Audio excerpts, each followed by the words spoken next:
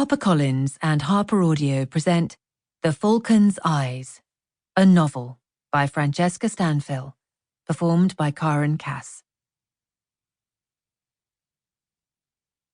A note before we begin. For a list of additional reading materials, don't forget to download the accompanying enhancement PDF from your audiobook provider or go directly to harpercollins.com/pages/The Falcon's Eyes. To R.B.N. Magna Gratia et Caritate. As for birds, they were a medieval obsession. They are the subject of one of the earliest medieval sketchbooks, and they fill the borders of manuscripts. They had become symbols of freedom. Under feudalism, men and animals were tied to the land. Very few people could move about. Only artists and birds. Kenneth Clark, Civilization. Queen Eleanor, a matchless woman, beautiful and chaste, powerful and modest, meek and eloquent, who was advanced in years enough to have had 2 husbands and 2 sons crowned kings, still indefatigable for every undertaking, whose power was the admiration of her age. Let none speak more thereof.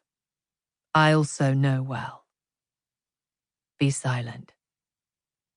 Richard of Devises, Chronicle concerning the deeds of Richard I, King of England, circa 1192. Brutal, hard, bloodshed, no warning, eyes see, talons take. On a Hawk by Ibn al-Mu'taz, Arabic poet, 9th century. Translated by Professor James E. Montgomery, 2020, University of Cambridge. Prologue. Fontevraud Abbey, Loire Valley, France.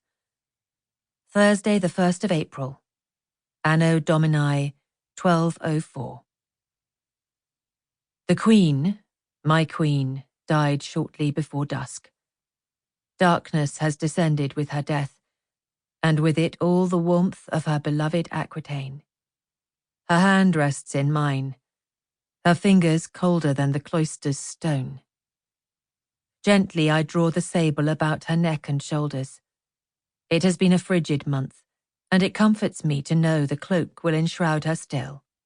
She goes to a realm of radiance, they say, yet a desolate part of me fears it will be icy, lightless. Even for her, Eleanor, Queen of England and France, the fabled Duchess of Aquitaine. Her smile is serene, her brow tranquil, the expression of her eyes poignantly questioning.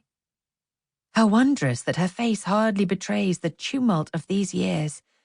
That she should go to the afterlife with some vestige of her beauty would have gladdened her, no doubt. Vanitas vanitatum, she would have quipped. It is only her hands that suggest the weighty procession of 8 decades. Her fingers are gnarled and heavy. I touch the blood-red signet ring, then the others, glimmering with the seals of Athena and Aphrodite. Earlier I had summoned Father Luke to issue the last rites. Flickering images return to me. A flock of black-robed figures in the mauve light, the host placed upon her tongue, the gold crucifix studded with amethysts pressed into her hands, now as pale and translucent as the wafer itself. We, her companions of many years, had knelt by her side in desolation, murmuring the words of the Viaticum we know all too well. Instants later, she drew her last breath.